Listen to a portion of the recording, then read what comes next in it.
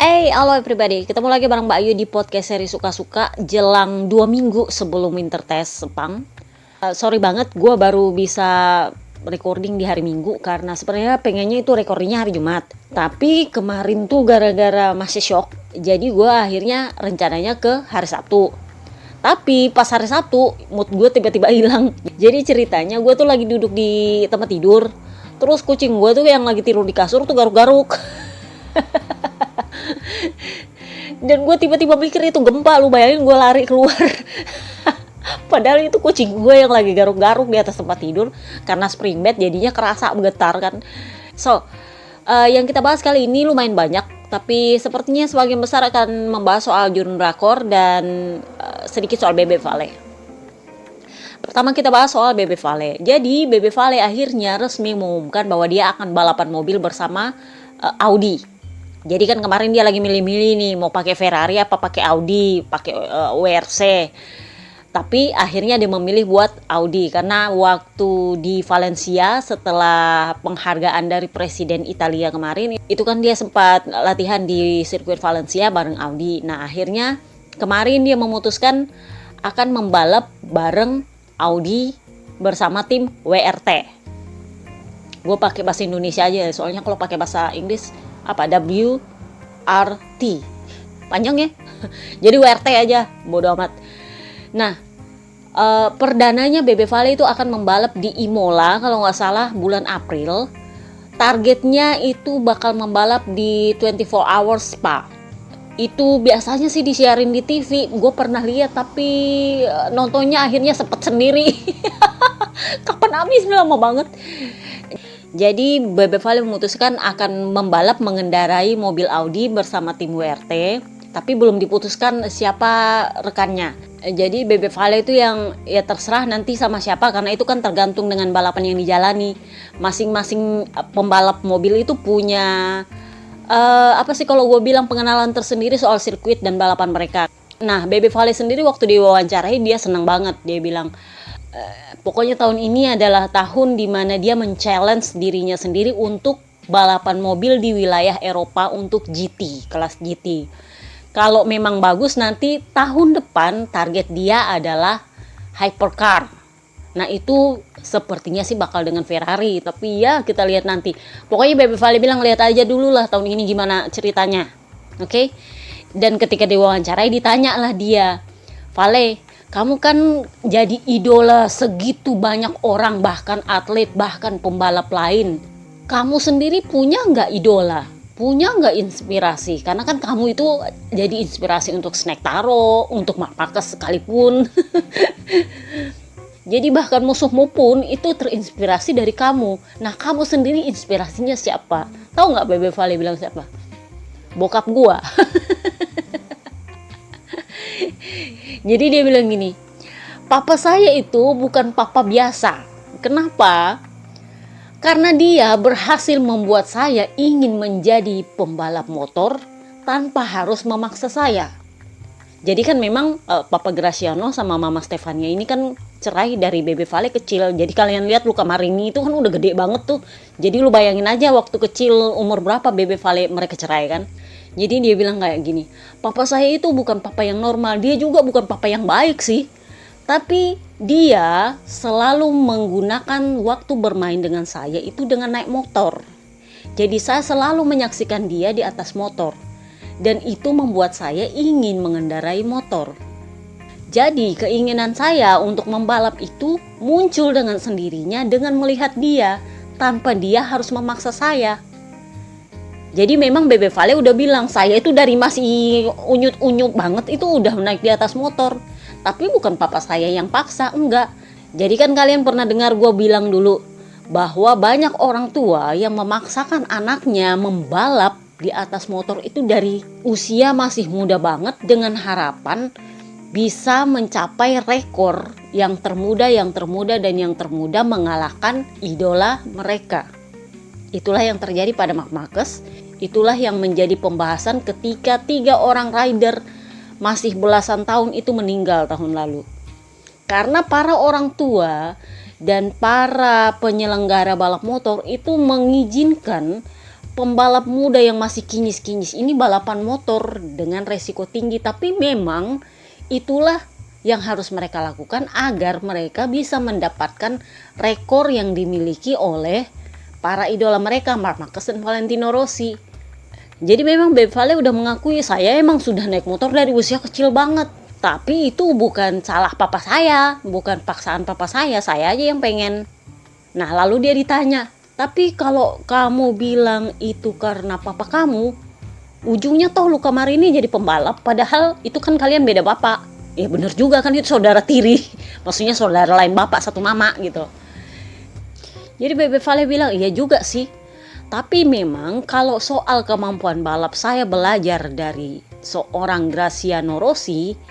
Saya percaya bahwa bakat sebagai seorang rider, seorang pembalap itu muncul dari mama saya, Stefania. Kenapa? Karena mama saya sendiri juga bukan mama yang normal sepertinya. Bukan mama biasa. Kenapa? Karena mama saya itu dulunya menghabiskan waktu untuk menemani papa saya di atas motor. Jadi secara otomatis dia sangat terbiasa dengan motor, sehingga wajar bila Luca Marini pada akhirnya menjadi pembalap. Jadi kadang-kadang saya itu sampai bercanda dengan papa saya, Papa Graziano, saya bilang, Oke, memang kemampuan datang dari Anda, tapi bakat itu datang dari Mama Stefania. Kenapa? Karena saudaranya Babe Vale dari sisi papanya itu nyaris nggak ada yang membalap. Justru yang dari sisi mamanya yang membalap. Jadi ya benar juga kata Babe Vale, kemampuan dan keahlian itu datangnya dari Papa Graziano, tetapi bakatnya itu datang dari Mama Stefania. Tapi ngomongin soal bakat tanpa kemampuan, ya lu lihat perbandingannya Babe Vale sama Luca Marini sekarang kan.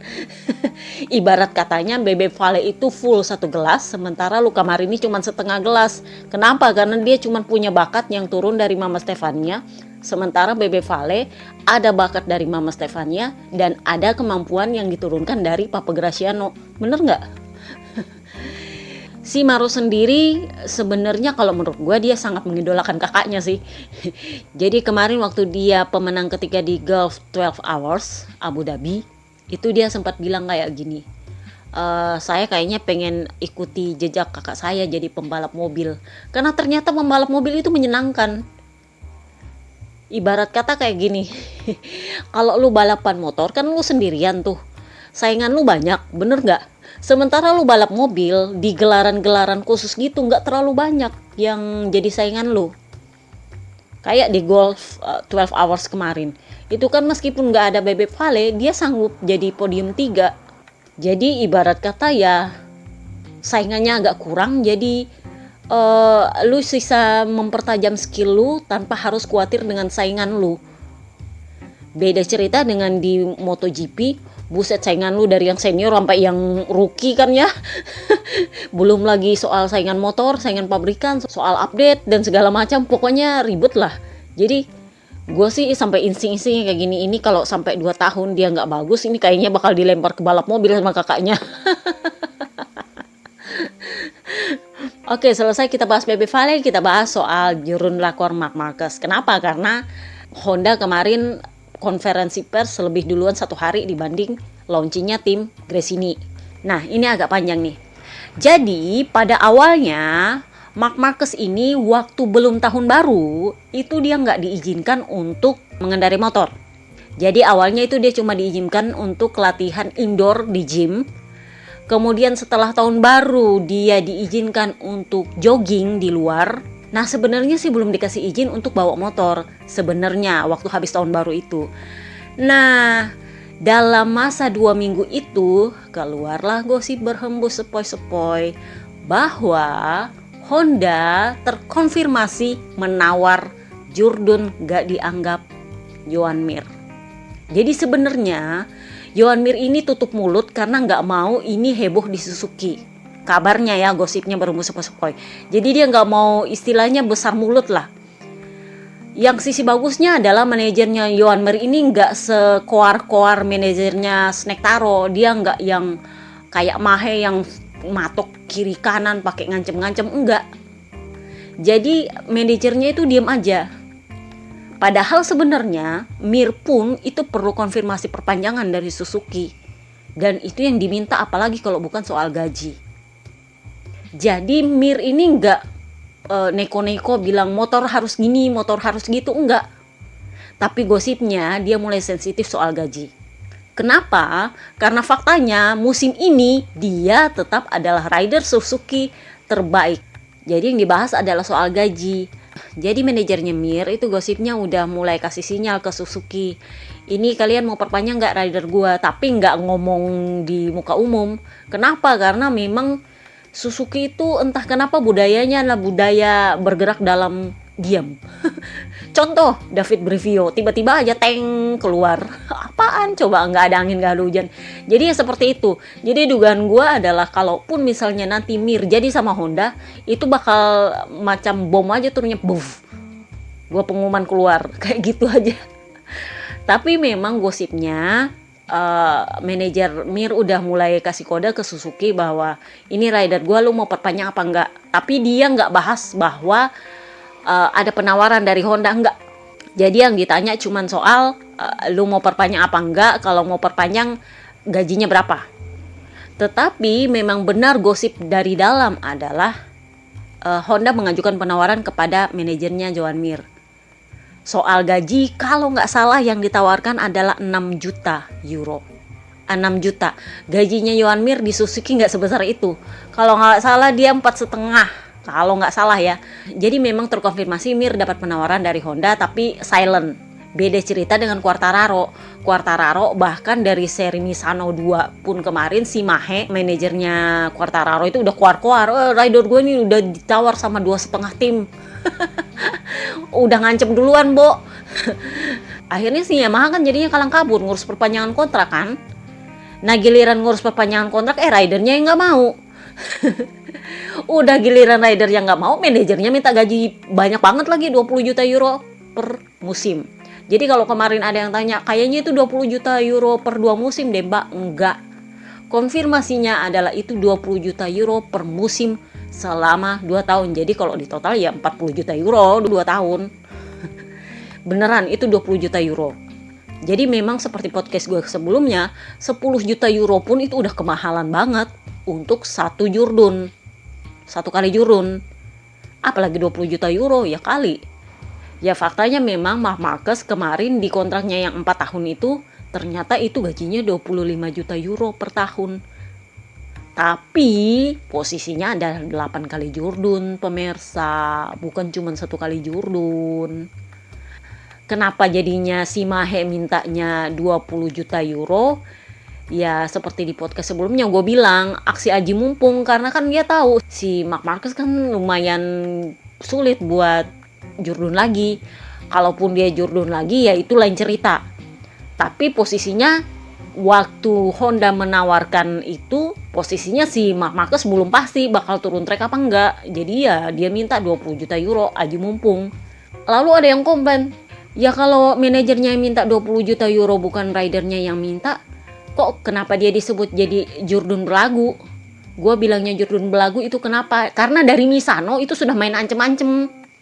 Dan manajer itu nggak mungkin bikin gerakan seperti itu kalau nggak ada izin dari ridernya. Dan Quartararo bukan nggak tahu dia minta 20 juta euro loh. Sempat ditanya malah, Quartararo bilang apa? Saya sudah mempercayakan semuanya kepada Mahe. Dia bilang kayak gitu. Artinya dia tahu bahwa Mahe minta 20 juta euro. Padahal kalau emang niat untuk memperpanjang sama Yamaha, pasti gue bilang sama Mahe, nggak usah dipaksa-paksain juga 20 juta euro. Akhirnya kan image gue buruk di luar. Bener nggak? Padahal sebenarnya gue pengennya perpanjang sama Yamaha, nggak tertarik sama Honda. Terus sebenarnya bisa bilang kayak gitu. Oke lah, sengaja si Mahe pasang tarif mahal banget 20 juta euro ke Honda. Tetapi kalau dia pasang itu juga ke Yamaha dengan alasan harga segitu yang dikasih ke Honda, jangan salah, Yamaha juga punya pilihan, Toprak bakal masuk.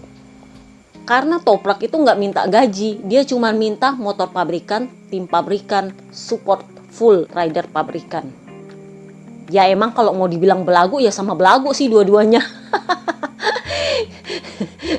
Kalau dari sisi Topraknya, belagunya adalah lu nggak ada posisi apa-apa di MotoGP, tiba-tiba bilang mau masuk ke MotoGP tapi harus motor pabrikan dan tim pabrikan. Ya emang belagu juga sih, tapi masalahnya adalah Toprak posisinya nggak maksa. Kenapa? Kalau dia nggak masuk ke MotoGP, dia tetap berkarir di WSBK. Susah amat, karena memang itu dunia dia. Sementara kalau Quartararo, kalau dia nggak deal sama Yamaha, ya mau nggak mau harus lari ke tim lain. Dan dia sendiri yang rugi. Kenapa? Karena potensi dia untuk kembali jurdun di motor yang dia bisa pegang pengembangannya itu jadi hilang. Karena lo belum tentu bisa seperti itu di Honda. Ingat, di Honda itu kalau bukan lo jadi jurdun, lo jadi ampas. Serius. Nah, tapi itu waktu Marc Marquez masih berkuasa. Ngomongin soal kuasa dan singgasana. Jadi, karena Honda memang terkonfirmasi menawar Joan Mir dan menawar Quartararo, terkonfirmasi loh, ini sampai di telinganya Marc Marquez. Sebenarnya, gua tuh yang agak aneh waktu Honda mengumumkan konferensi pers 14 Januari kemarin, itu nggak bakal dihadiri oleh Marc Marquez. Waktu itu gua pertanyakan kan, kenapa? Karena waktu sebelum Natal kan udah dibilang matanya itu mulai membaik, mulai fokus, jadi nggak perlu operasi. Jadi logikanya kalau konferensi persnya secara virtual, ya itu justru adalah momen untuk membuktikan bahwa mata dia itu memang mulai membaik. Atau kalau memang nggak mulai membaik atau masih istilahnya nggak enak dilihat, ya kan dia bisa pakai tutup mata. Kayak bajak laut 10 tahun lalu kan dia juga seperti itu, ditutup matanya. Kalau memang belum membaik, tapi setidaknya dia harus menunjukkan eksistensi dia bahwa hey, gue masih di Honda, gue masih ridernya Honda. Itulah kenapa gue bilang momen konferensi pers kemarin itu penting banget untuk Marc Marquez. Nah, itulah yang membuat gue heran. Kok di momen penting seperti itu Marc Marquez gak dihadirkan sama Honda? Kalau kita runut ke belakang, pada akhirnya kan Marc Marquez nongol. Dan itu pun dia sendiri yang bikin pengumuman. Jadi menurut gua, yang gak mau dia hadir di konferensi pers itu adalah Hondanya, bukan Marc Marquez-nya. Dan kemudian sebelum konferensi pers diadakan, Takeo Yokoyama diwawancara, terus dia bilang apa? Untuk motor tahun 2022, kami akan melakukan perubahan radikal dan lebih memanfaatkan ban belakang. Ini juga lumayan memantik buat gue. Oh, otomatis secara total itu bakal berubah itu motor. Kenapa? Karena motor Honda selama ini itu titik beratnya ada di ban depan. Itu adalah motornya Marquez. Motornya Marquez itu balance-nya di ban depan. Dan karena balance-nya di ban depan, nyaris tidak ada satupun rider Honda yang sanggup mengendarai motor itu, kecuali Marc Marquez. Kenapa? Karena dengan balance di ban depan, lu harus ngerem yang luar biasa, yang jadinya antara dua. Kalau bukan lu bagus, jadi top rider, ya lu ujung palitan, makan batu. Ya kalau mau aman ya udah lu pelan-pelan aja. Nah akhirnya kan jadinya seperti itu para rider Honda yang lain selama ini. Nah, kalau tiba-tiba Takeo Yokoyama bilang kami mau merubah total motor 2022 dengan lebih memanfaatkan ban belakang, itu artinya base pengembangan itu sudah bukan base-nya Marc Marquez. Meskipun bahasanya adalah Honda berharap mereka bisa memulai musim dengan adanya Marc Marquez, tetapi bahasanya Takeo itu sudah memberikan sinyal bahwa mereka mempersiapkan motor itu bukan untuk Marc Marquez lagi, tapi untuk rider lain siapapun itu, yang penting bukan Marc Marquez. Kenapa? Karena kalau Marc Marquez berarti base-nya akan tetap di depan, bukan di belakang. Nah ini yang sepertinya sampai di telinganya Marc Marquez, jadi lumayan banyak gosip yang diterima selama dia beristirahat. Dan itulah dia bilang ini adalah masa-masa yang sulit untuk saya. Karena udah gue bilang petinggi di Jepang itu sudah kasih target jurdun kembali untuk Takeo dan Puig. Itulah kenapa Takeo bilang kami inginnya jurdun. Kami ingin jurdun lagi. Jadi terserah Marquez mau hadir atau enggak, kami tetap ingin jurdun.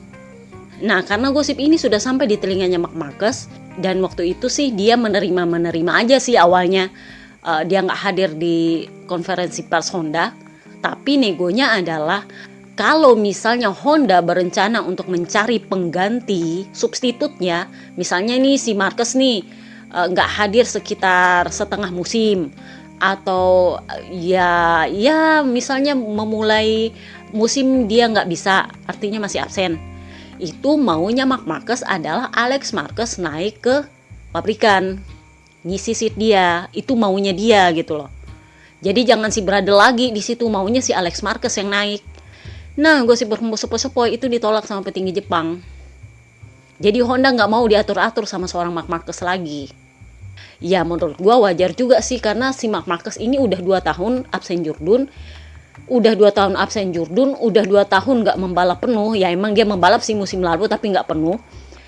Jadi istilahnya semacam udah kurang lah power dia di Honda, jadi udah nggak bisa ngatur-ngatur line up-nya Honda. Bahkan untuk mengatur rider pengganti pun udah nggak bisa. Karena kan kemarin kalau memang Honda maunya dia istirahat sampai dia benar-benar pulih penglihatannya, itu artinya mungkin sampai setengah musim, ya paling enggak seatnya dia itu dikasih untuk adiknya dia, Alex Marquez. Karena kan kemarin Alex Marquez dibuang dari tim satelit. Jadi maunya dia, bahasanya sih sebenarnya dia melalui Alsamora. Tetapi gosip berhembus-sepoi itu maunya kedua orang tuanya. Jadi papa mamanya Marquez ini pengen agar seatnya Marc Marquez ini diisi oleh adiknya selama dia absen musim ini. Jadi si Bradle itu ngisi seatnya Alex Marquez di LCR. Kalau waktu absen kemarin kan si Bradle yang ngisi seatnya Marc Marquez. Nah maunya orang tuanya si Alex Marquez yang isi. Nah ini yang ditolak sama Honda. Ujungnya adalah si Marc Marquez ngamuk. Akhirnya dia posting bahwa dia sudah bisa latihan motor dan langsung mengumumkan bahwa dia akan hadir di konferensi pers Honda. Ya menurut gue memang dia harus hadir. Kenapa? Karena itu adalah momen penting untuk menunjukkan bahwa dia masih eksis di Honda. Saya masih punya power di Honda. Dan saya nggak bisa diabaikan begitu aja sama Honda. Honda sudah nyuruh saya istirahat, sudah nyuruh saya nggak usah ikut konferensi pers. Tetapi begitu saya bilang, bisa nggak adik saya yang isi seat saya, ditolak. Kalau gitu saya hadir aja di konferensi pers. Toh sebenarnya saya memang sudah bisa hadir, cuma Honda aja yang nggak kasih. Jadi menurut gua, semoga gua salah ya, mulai ada konflik power antara Honda dengan Marc Marquez. Jadi karena Honda mengatasnamakan kesehatan untuk mulai menyingkirkan dia, mulai menjalankan skenario plan B untuk menawar Joan Mir. Sementara Marc Marquez bukan tanpa kekuasaan, dia masih punya kontrak 4 tahun di situ. Jadi kalau Honda mau menyingkirkan dia, nggak ada hak untuk Honda karena dia masih punya kontrak. Dan kalau dia hadir di situ, itu artinya dia masih punya power di situ. Mungkin powernya sudah nggak sebesar dulu yang bisa menentukan line up rider. Tetapi kehadirannya di konferensi pers kemarin itu adalah momen penting untuk menunjukkan kepada Honda, I'm still here. Kalian kalau mau buang gua nggak segampang itu, Ferguson. Saya masih ada kontrak di sini 4 tahun. Lu nggak bisa sembarangan ganti gua. Dan permintaan gua itu simple. Kalau misalnya gua masih dalam pemulihan, cuma adik gua aja lu taruh di seat gua. Susah amat. Daripada berada lu taruh di situ juga nggak guna. Yang mending adik gua. Ya masuk di akal juga sih kalau menurut gue. Sama kayak Morbidelli dengan Neng Vina kemarin kan seperti itu ceritanya. Jadi Karl Kraslow yang mengisi seatnya Neng Vina karena Morbidelli lagi absen, cedera. Begitu Morbidelli sembuh, Morbidelli ditarik langsung dari tim satelit naik ke tim pabrikan. Ya sebenarnya masuk akal seperti itu sih ceritanya, tapi ya faktanya kabarnya itu ditolak sama petinggi Honda. Istilahnya kayak bau nepotisme gitu loh. Nah, di konferensi pers ini juga diumumkan bahwa Honda mengganti logonya dari biru muda merah dan tertulis jelas HRC, itu berubah menjadi biru keunguan merah dengan logo yang kalau mata gue sih tulisannya IRC ya. IRC serius. IRC ban itu loh.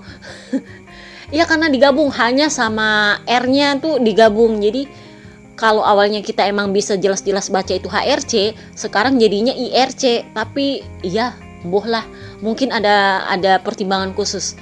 Gue tuh mengerti bahwa warnanya diganti karena memang tahun ini adalah tahun dimana lu harus pakai warna biru yang agak gelap. Kemudian hurufnya yang agak dimiringkan ke depan, itu sebuah filosofi bahwa mereka ingin maju ke depan. Jadi yang pertamanya stagnan seperti itu saja, mereka ingin maju ke depan, ingin membuat perubahan. Jadi itu menurut gue memang ada filosofinya di situ. Yang gue nggak ngerti itu kenapa hanya dihilangin jadi I. Jadi HRC itu memutuskan untuk mengganti logo. Kemudian juga mereka mengumumkan bahwa launching livery untuk tim pabrikan itu akan diadakan tanggal 8 Februari setelah tes Sepang. Jadi kemungkinan itu bakal digelar di Sepang atau mungkin di Indonesia. Gue nggak ngerti karena biasanya kan mereka tim launching di Indonesia tuh. Gue nggak tahu apakah mereka akan launching di Indonesia seperti biasa. Itu kembali lagi kepada ketentuan karantina. Serius, itu kembali lagi kepada ketentuan karantina.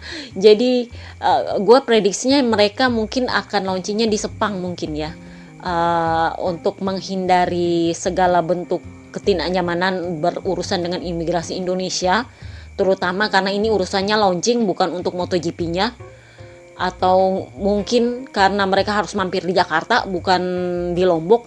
Tapi nggak tahu juga kalau launchingnya jadinya di Lombok. Bohlah ya, kita lihat aja nanti. Nah, launching itu sendiri sebenarnya harusnya dihadiri oleh rider tersengah Pol Espargaro dan juru drakor Marc Marquez. Ekspektasinya adalah dia hadir di winter test, jadi dia bisa hadir di launching livery. Tetapi seperti yang kemarin dia bahas waktu di konferensi pers, dia bilang, saya akan mengikuti apa kata saran dokter saya. Karena kali ini saya udah nggak bisa ngeyel-ngeyelan karena ini perkara saraf. Beda dengan perkara otot yang meskipun lu ngeyel akhirnya pecah-pecah dah plat lu. Itu juga dia udah kapok kan ngeyel-ngeyel. Nah apalagi ini perkara saraf. Jadi dia bilang pokoknya saya ikuti apa kata dokter saya. Kalau dokter saya bilang saya bisa ikut tes di Sepang ya oke. Tapi meskipun saya diizinkan untuk ikut tes Sepang, saya sepertinya harus menguji dulu motor jalanan di sirkuit. Jadi istilahnya untuk menguji apakah penglihatan dia dan lengan dia sudah cukup prima untuk bawa motor. Tes motor dulu, nanti kalau sudah oke baru dia ke Sepang. Rencananya seperti itu. Menurut gue apakah dia akan hadir di Sepang atau enggak? Menurut gue nih, kalau gue jadi Marc Marquez dia harus hadir. Kenapa? Karena di Sepang itu adalah titik penting untuk pengembangan motor. Sekali lu nggak ada di situ, itu motor untuk tahun ini itu amburadul. Untuk dia, sama seperti tahun lalu, itu bakal amburadul. Kenapa? Karena memang Honda itu niatnya adalah memindahkan balance motor ke belakang untuk membuat motor mereka lebih rider friendly. Sementara Marc Marquez tujuannya adalah gue mau jurdun lagi. Jadi Honda ini antara gue pengen jurdun lagi tapi nggak mau bergantung sama Marc Marquez, makanya gue bikin motor yang lebih ramah pada rider lain sehingga rider lain bisa jurdun. Itu logikanya Honda. Tetapi logikanya Marquez adalah gue harus memegang pengembangan motor ini supaya gue bisa jurdun. Yaitu berarti jurdunnya buat Honda juga sih. Itu logikanya Marc Marquez. Jadi memang Marc Marquez harus hadir di Sepang. Gak apa-apa kalau dia gak mau turun di Mandalika, gak apa-apa. Tapi di Sepang itu penting. Kenapa? Karena itu adalah titik pengembangan motor. Kalau tes Mandalika itu lebih kepada tes sirkuit, bukan tes update motor sih kalau menurut gue. Karena motor begitu muncul di Sepang itu kan langsung jalan ke Mandalika. Jadi nggak sempat dibikin update-nya. Update-nya itu nanti muncul di Qatar sebelum segel mesin. Jadi memang menurut gue dia akan lebih penting untuk hadir di Sepang daripada hadir di Mandalika.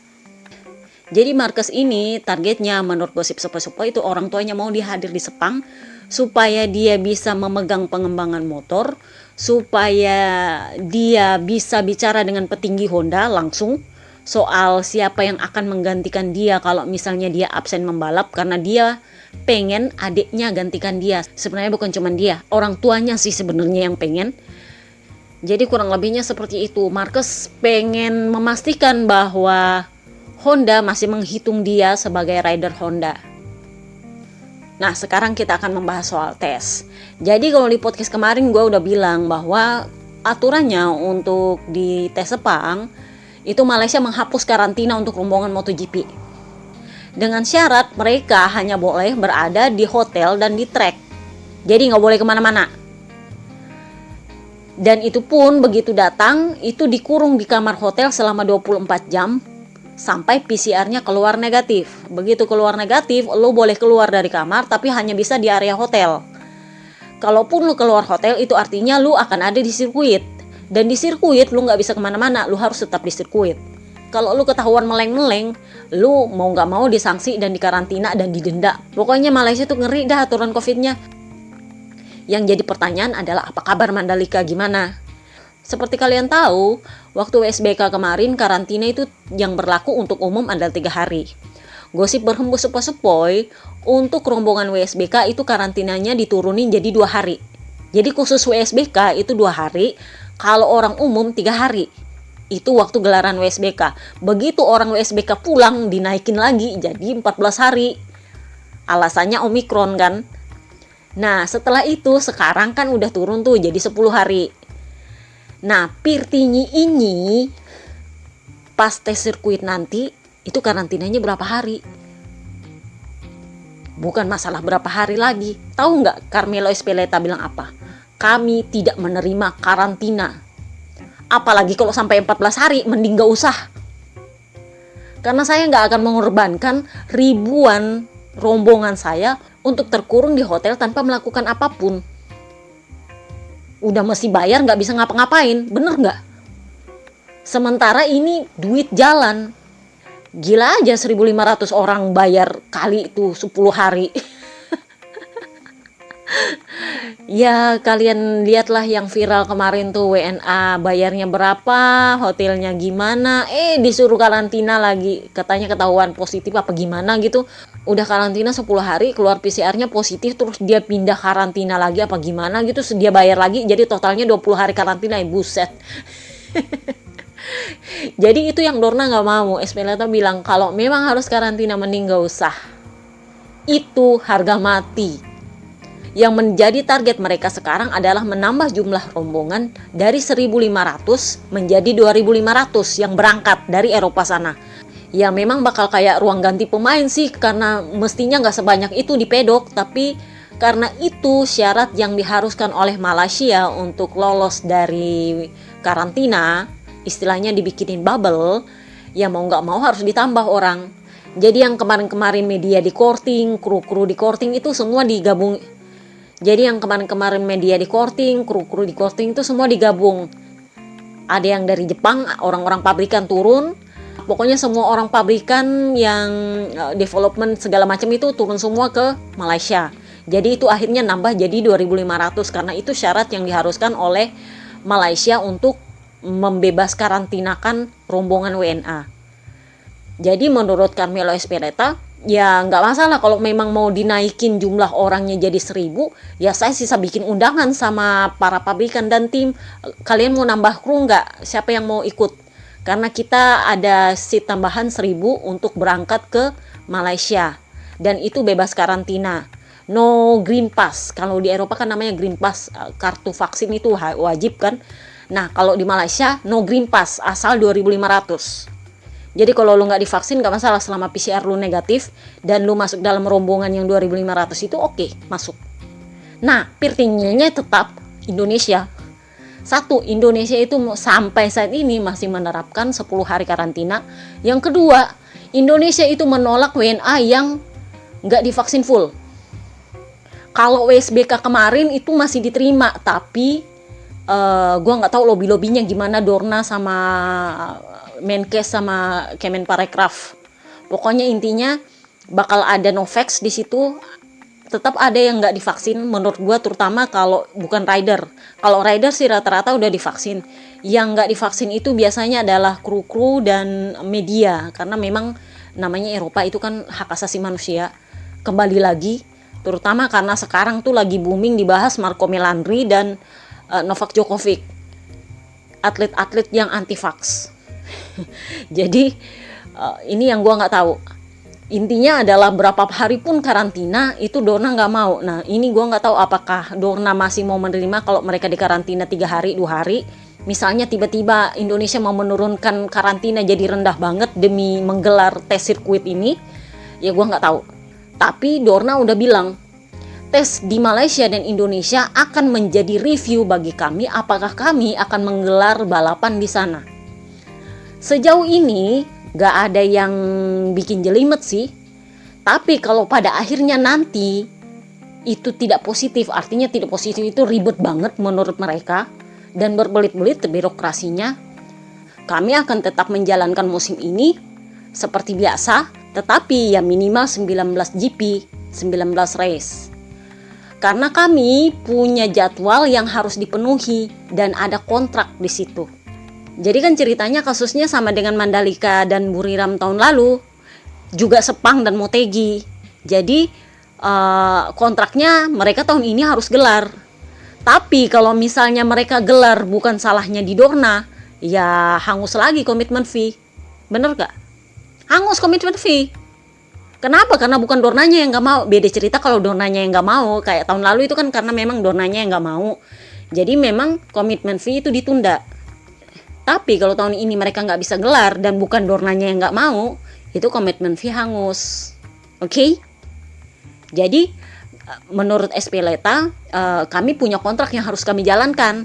Tapi ya dengan kondisi saat ini ya bisa saja salah satunya harus dikorbankan. Entah itu sirkuitnya yang dihapus dari jadwal, atau ada sirkuit lain yang ditambah jadwalnya. Kayak tahun lalu kan ada yang 2 kali gelar. Tetapi intinya adalah Dorna berusaha memenuhi kontrak mereka. Ini yang dia mau lihat dari Sepang dan Mandalika. Jadi memang Dorna niatnya mau gelar. Tapi kalau negaranya sendiri yang bikin ribet dan gak mau terima, ya udah. Artinya komitmen fee hangus. Itu udah perjanjian. Jadi mau gak mau Sepang dan Mandalika itu harus gelar race-nya. Kalau Sepang ya semoga itu kan nanti gelarnya Oktober atau November ya. Jadi ya diperkirakan udah usai lah pandemi. Menurut gua mereka masih bisa gelar. Nah yang Mandalika ini karena mepet di Maret, ini yang gua nggak tahu. Semoga bisa. Dan tanpa karantina karena memang Dorna nggak mau karantina. Kalau udah sampai 5 hari 3 hari itu mending mereka ngepindah tes ke Qatar langsung. Karena menurut gua itu isu yang lumayan sensitif untuk orang Indonesia. Pas WSBK PPKM diturunin, karantina diturunin, orang boleh berkumpul. Giliran WSBK kelar, PPKM-nya dinaikin, karantinanya dinaikin, nggak boleh lagi kumpul-kumpul. Gimana sih? Bang Pilih ya nggak tahu juga sih. Pokoknya intinya semoga semuanya berjalan lancar. Meskipun ada yang komplain harga tiket lah, ada yang komplain akomodasi lah, ada yang komplain bla bla bla bla bla. Kalau Dorna sih komplainnya cuma karantina, mereka nggak komplain yang lain.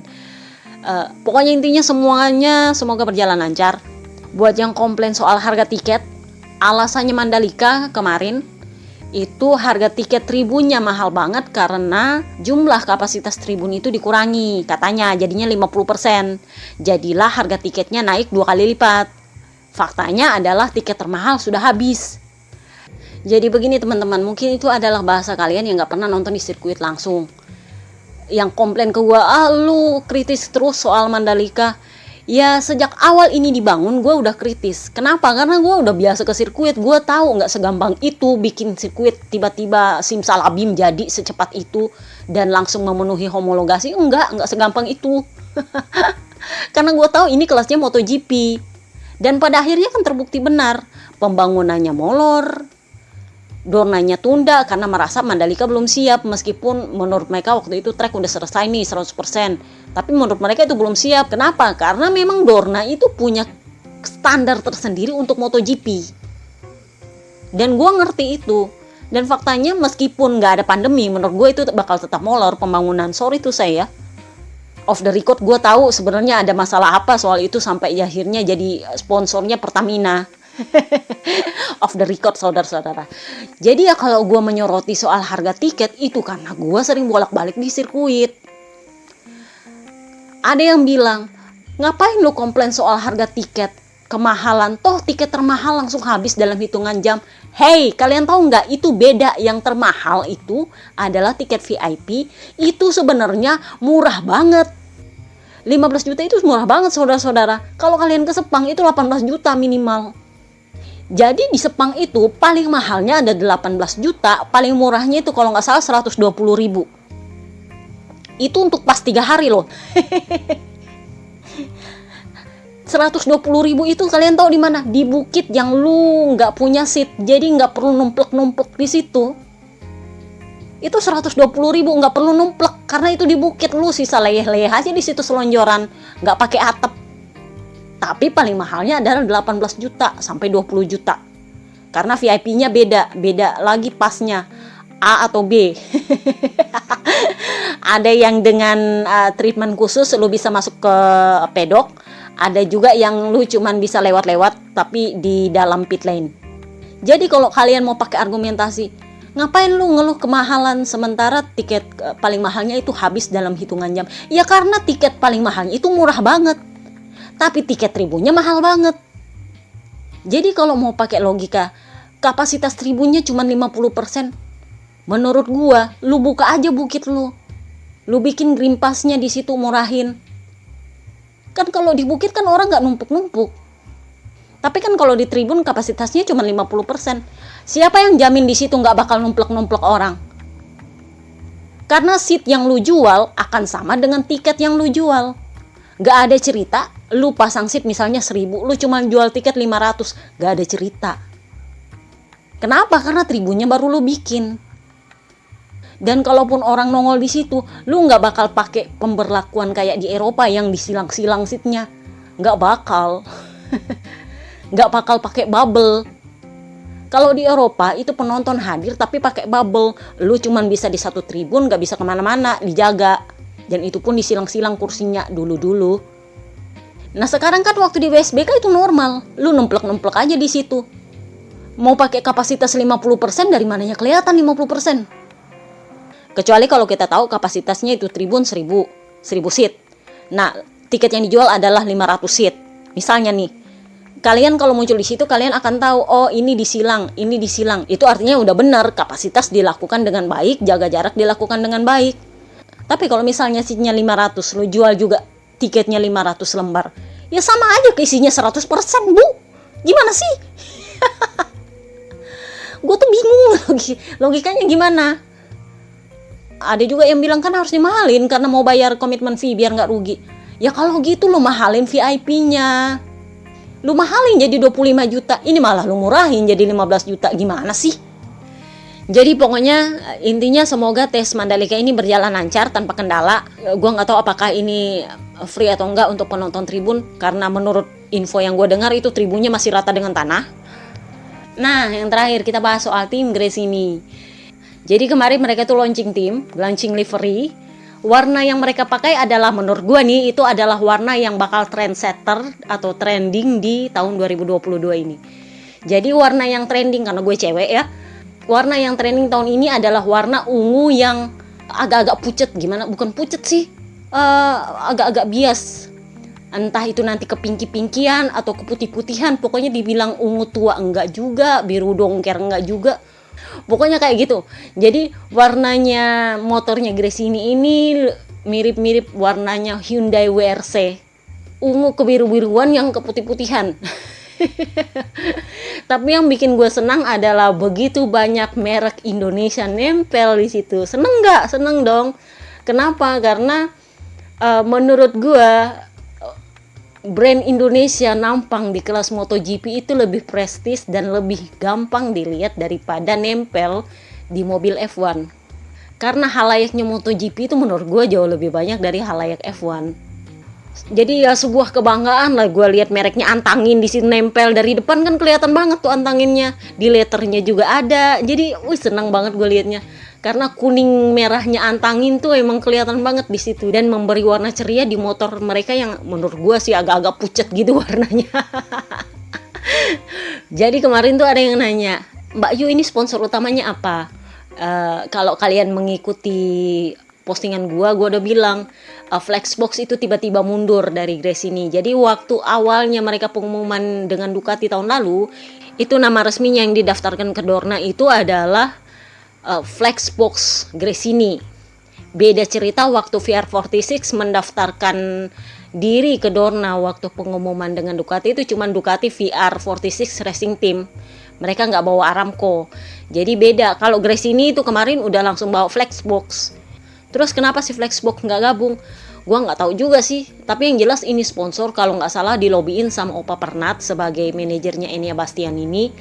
Jadi kalau misalnya ada gagal kesepakatan sih, gue pikirannya itu udah kayak Aramco kemarin, Tanal, yang udah tanda tangan kontrak tapi duitnya nggak dibayar. Nah ini juga sepertinya yang berlaku sama Gresini. Jadi mereka pakai nama Gresini Racing Team doang. Memang banyak sponsor yang nempel di situ, tapi sponsor kecil-kecil, bukan sponsor utama. The next itu adalah slogan mereka, jadi bukan sponsor. Nah sponsornya itu adalah yang keroyokan di situ, yang kecil-kecil. Ya menurut gue ya bagus juga, karena kecil-kecil tuh pada akhirnya juga membiayai tim kan. Ya bisa juga kalau sponsor utama sekalian besar. Kalau enggak ya udah yang kecil-kecil juga nggak apa-apa. Pada akhirnya mereka tetap bawa nama sendiri, Gresini Racing Team. Seperti itu. So itu aja untuk podcast minggu ini. Kita ketemu lagi di podcast minggu depan. See you next time guys. Bye bye.